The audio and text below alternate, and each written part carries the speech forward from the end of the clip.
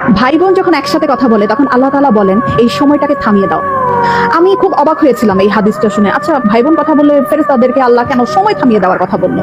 পরে যখন ডিটেইল জানলাম তখন খুব কষ্ট লাগলো। ডিটেইলটা ঠিক এরকম ছিল, ভাই বোনের সাথে এই পৃথিবীর পরে আর কখনোই দেখা হবে না। হাসরের ময়দানে না, আখিরাতে না, কিয়ামতের পরে না, জান্নাতে না, জাহান্নামে না, কোথাও না।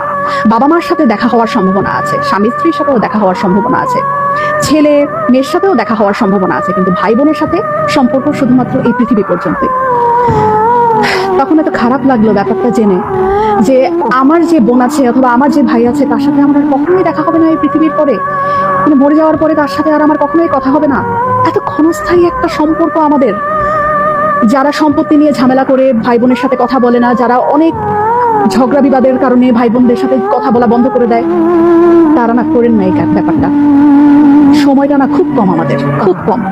এত কম সময় নিয়ে আমরা পৃথিবীতে এসেছি এবং এই কম সময়ের মধ্যে আমরা আবার কলুষতা, আমরা আবার ঝগড়া বিবাদ এইরকম করে আমাদের এত কাছের এত আপন একটা মানুষ, একই পেটের মায়ের পেটের বোন, মায়ের পেটের ভাইয়ের সাথে কথা বলা বন্ধ করে দিলাম।